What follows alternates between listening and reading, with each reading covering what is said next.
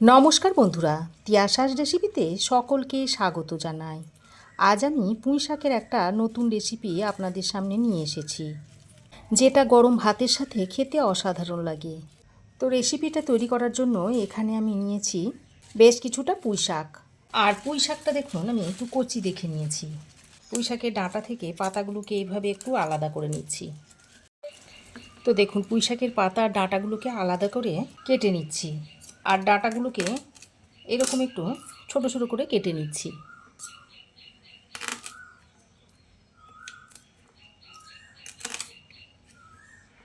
একটু কচি দেখে পুঁই শাকটা নেবেন, তাহলে এই রেসিপিটা খেতে খুবই ভালো হবে। তো পুঁই শাকের ডাঁটা আর পাতাগুলোকে আমি আলাদা করে নিয়েছি। এবার আমি এই পাতাগুলোকে এভাবে একটু ছোট ছোট করে কেটে নিচ্ছি। তো দেখুন এরকম ছোট ছোট করে একটু পুঁই শাকের পাতাগুলোকে কেটে নিয়েছি।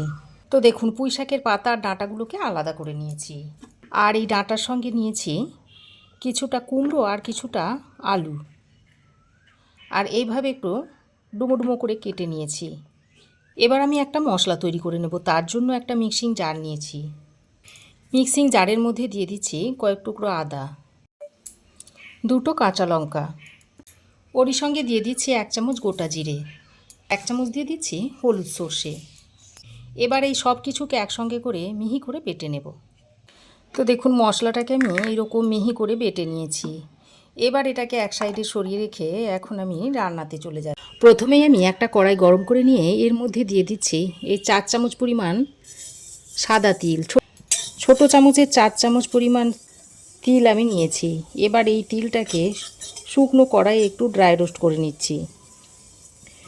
যে কোনো তরকারিতে যদি এইভাবে তিলটাকে শুকনো কড়াইয়ে ভেজে তারপর তরকারিতে ব্যবহার করেন, তাহলে তার স্বাদ কিন্তু অন্যরকম হয়। এইভাবে অনবরত নাড়াচাড়া করে তিলটাকে মুচমুচে করে ভেজে নেব। আর তিল থেকে দেখবেন একটা সুন্দর গন্ধ ছাড়বে, সেই পর্যায়ে তিলটাকে নামিয়ে নিতে হবে। লো টু মিডিয়াম ফ্লেমে তিলটাকে আমি দেখুন মুচমুচে করে ভেজে নিয়েছি। আর তিলের কালারটা দেখুন অনেকটাই চেঞ্জ হয়ে এসেছে, তিল থেকে একটা সুন্দর গন্ধ ছাড়ছে। এবার আমি এই পর্যায়ে তিলটাকে একটা বাটির মধ্যে ঢেলে নিচ্ছি। দেখুন তিলটাকে আমি মুচমুচে করে ভেজে একটা বাটির মধ্যে ঢেলে নিয়েছি। এবার এটাকে হালকা একটু ঠান্ডা করে গুঁড়ো করে নেব।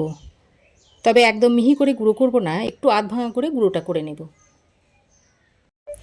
এবার আমি ওই কড়াইয়ে দিয়ে দিচ্ছি 1 চামচ মতো সর্ষের তেল। তেলটা ভালোভাবে গরম করে নিয়ে এবার আমি এর মধ্যে কেটে রাখা ডাঁটা, আলু আর কুমড়োটা দিয়ে দিচ্ছি। তারপর ডাঁটা, আলু, কুমড়োটাকে হালকা করে একটু ভেজে নেব। 2-1 বার নেড়েচেড়ে মিশিয়ে নিয়ে এর মধ্যে দিয়ে দিচ্ছি পরিমাণ মতো নুন আর একটু হলুদের গুঁড়ো দিয়ে দিচ্ছি।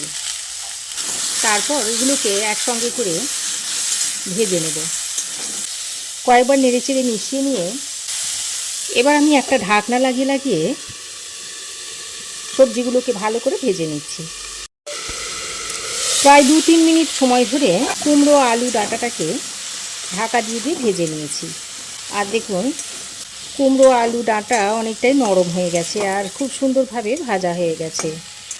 এবার আমি যে মশলাটা বেটে রেখেছিলাম সেই বাটা মশলাটা এর মধ্যে দিয়ে দিচ্ছি। এবার এই বাটা মশলাটা দিয়ে কুমড়ো, আলু, ডাঁটার সঙ্গে ভালো করে মিশিয়ে নিচ্ছি। বাটা মশলাটা দিয়ে বেশ কিছুক্ষণ কষিয়ে নেওয়ার পর এবার আমি এর মধ্যে দিয়ে দিচ্ছি একটা মিডিয়াম সাইজের কুচনো টমেটোটা দিয়ে আবারও সব কিছুকে একসঙ্গে ভালো করে মিশিয়ে নিচ্ছি। এখানে নুন আর হলুদ দিয়েছি, গুঁড়ো লঙ্কা ব্যবহার করিনি। শাকের মধ্যে খুব বেশি ঝাল দিলে কিন্তু খেতে ভালো হয় না। আমি ওই বাটা মশলার মধ্যে যে 2টো লঙ্কা দিয়েছি তাতেই কিন্তু যথেষ্ট, আর দেওয়ার দরকার নেই। টমেটোটা দিয়ে খুব ভালো করে নেড়েচেড়ে মিশিয়ে নিয়েছি। এবার আমি ডাঁটা, আলু, কুমড়ো যাতে ভালোভাবে সেদ্ধ হয় সেই জন্য মিক্সির মধ্যে অল্প পরিমাণে জল নিয়ে সেটা দিয়ে দিয়েছি। জলটা দিয়ে সব কিছুকে ভালো করে মিশিয়ে নিচ্ছি। তো দেখুন সব কিছু ভালো করে নেড়েচেড়ে মিশিয়ে নিয়ে এবার আমি যে পুঁই শাকের পাতাগুলো আলাদা করে রেখে দিয়েছিলাম সেগুলো এভাবে দিয়ে দিচ্ছি।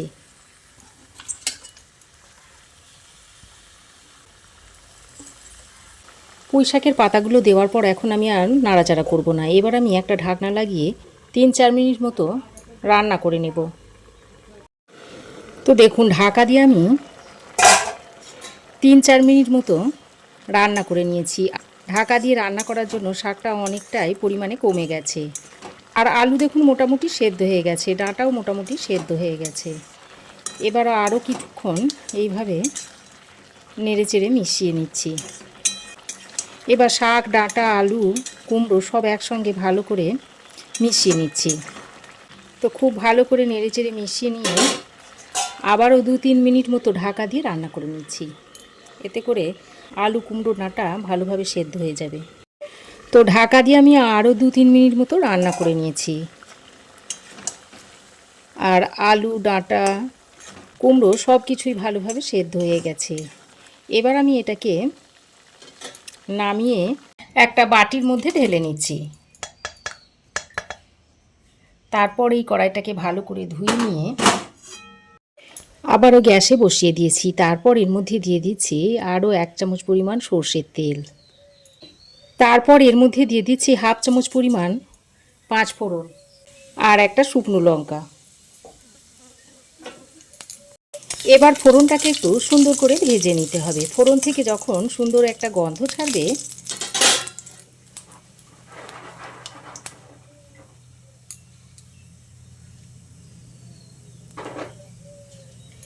সেই পর্যায়ে এখানে আমি 1 মুঠো মতো ডালের বড়ি দিয়ে দিলাম। এখানে আমি বিউলির ডালের বড়িটা দিয়েছি। এবার বিউলির ডালের বড়িটা দিয়ে একটু লালচে করে ভেজে নিতে হবে। আর পুঁই শাকের তরকারিতে একটু যদি 5 ফোড়ন দেওয়া হয় তাহলে ফ্লেভারটা খুব ভালো আসে। তবে আপনারা চাইলে 5 ফোড়নের পরিবর্তে গোটা জিরেও দিয়ে দিতে পারেন।